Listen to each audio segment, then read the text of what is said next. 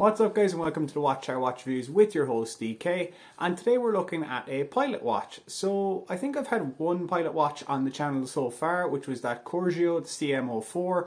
I've actually sent that to a subscriber, Blake. He sent me a bunch of watches that I'm going to be doing an unboxing of on YouTube over the next, God, I don't know how long, because it's going to be a couple of videos. He sent me quite a lot, so thank you very much as well if you're watching. So I don't actually have a pilot watch in my collection until my good buddy Watches with George said he was selling his Heimdallr Pilot watch.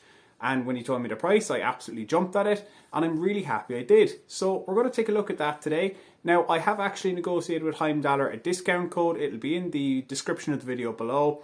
It's, I believe it's Tower or Tower 20. I will check that.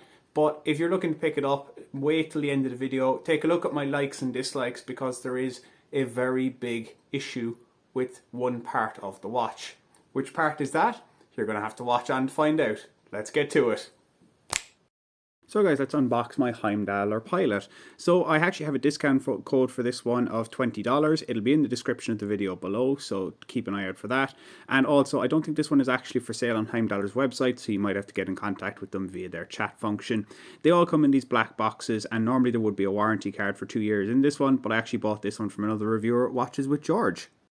So let's run through the dimensions on this one, and it's actually a nice set of dimensions today. So diameter 38mm, perfect for those with a smaller wrist, 41.5mm at that crown.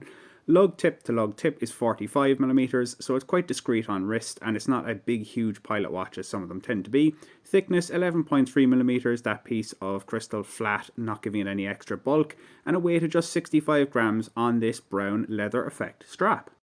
So specifications on this one, you are getting 316L stainless steel case and crown. It is pretty much all brushed, which is quite nice, and the brushing isn't the worst. It's not the greatest in the world either, if I'm being totally honest, but it's not a bad brushing effect. And if I'm not a big fan of all brush normally, but because it's on leather, I don't mind it. If it was a brush bracelet as well, I think we'd have a bit of a problem with it.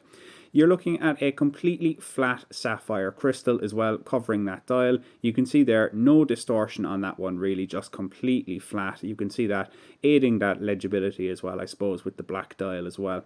You can see there that screw down crown and a screw down case back, not exhibition, not signed. However, the case back is signed, giving it 100 meters of water resistance. And just advertising those specs: water resistant 100 meters, stainless steel sapphire crystal, and their logo. This is a Seiko NH35 in the back of this one, of course, so it hacks, it hand winds, it has a date function at 3 o'clock. Turn it away from yourself at the first position to wind it, pull it out once more to adjust the date. As you can see there, that white date wheel changing over, pull it out again to stop the second hands and adjust the time.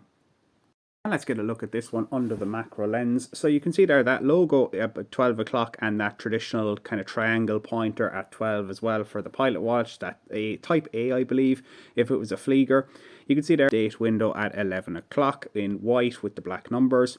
Again, this black and white colour scheme really aids legibility to me. Loomed hands, loomed numbers, loomed everything on this one. Minute track printed, and the numbers are printed as well, as is the logo. However, the logo is loomed, as you'll see in the loom shot, which is quite a cool little thing. And here it is out on my 7-inch wrist. So I think this is a great pilot watch option for anyone who's got a smaller wrist. So 7 is about the average. Mine might be slightly below 7. You can see there it's really compact, and that small lug to lug of 45mm helping out. However, if you want to swap it out for a different strap, and to be honest I did, this is the strap I chose. It's a pretty simple black option I picked up on eBay in leather with white stitching. I think it just suits it a little bit better with the black dial than the brown, but to be honest, both are nice. I just happen to prefer this one. It's a personal preference for me. The black and the white go well together. However, if you want to change it for a slightly warmer brown colour, you can have this one. This is this kind of chocolatey brown colour. Again, I got it from the same eBay seller. I'll drop affiliate links for everything down below anyway. No discount code on the straps, I'm afraid, but to be honest, they weren't very expensive anyway. But yeah, quite nice to me. I think this is, if you want to go with a brown option, you don't like the stock strap, this is a great way to go. And also, just for something completely outside the box, how about a mesh? This is a Watch Gekkota mesh strap. Jeez, I can't speak. It doesn't really suit the watch to me, but I'll explain why I have it on in a minute. However, the star of the show is this Lume. This is a fantastically loomed watch, and I will say as well, this one is fantastically loomed, and the fact that you get that Heimdallr logo loomed as well is very, very good. Usual story, 15 minutes of footage sped up after 2 minutes of light from my UV torch. I think this is a great one for Lume. It really is. And as a pilot watch, you don't expect to have amazing Lume the whole time because it's not going to be underwater. Yes, you do have to see it under cover of darkness if you're flying a spy plane or anything like that. And I'm sure all of the people watching my videos are flying spy planes. But again, this is the heritage of the watch to be able to see it in darkness when you're flying a plane. And to me, you can. I know the indices fade off quite quickly, but I will say the hands do hold on all the way through the night. I've woken up at 6:30 in the morning to go to the bathroom, and this one has been shining away perfectly well and perfectly legible any hour of the night. So what are my likes and my dislikes about this watch? Well, I suppose I've mentioned it a couple of times in the review, but it always bears mentioning in the roundup. This is a nice, small, discreet size watch. 38mm in diameter will suit anyone with smaller to average size wrists, so 7 inches and below. It really is quite handy. A 38mm diameter and a thickness of just 11.3mm is going to suit pretty much everybody in the wrist size, even guys with bigger wrists who want to just rock a smaller watch. The other thing about this one as well is it is incredibly legible, so you pretty much can see from that black and white dial at any angle what time it is. Third thing I like is the fact that you get a loomed logo. Heimdallr have done this on this Pilot watch. I don't think they've done it on any others that I've seen so far, but it is pretty cool and it just gives you something different to look at night, and it's always fun to play with your Lume anyway. The fourth thing I like about this one is this unusual riveted style case back. So it's a screw down case back, but it's riveted in. So these are actually kind of, recessed into the case.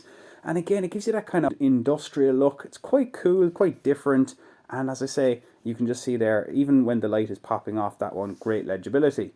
Now, move on to the dislikes. So I didn't tell you the lug width, and that's because it is 19mm. There is a special place in hell for anyone who picks an odd lug width in millimeters, because straps are a pain in the ass to get a hold of. That's why you saw me put it on a Milanese mesh, even though it didn't really suit the watch. And to confound this and make it even worse, this is not a leather strap. It is a crap plastic leather effect strap. Really, really cheap, nasty, not comfortable to wear.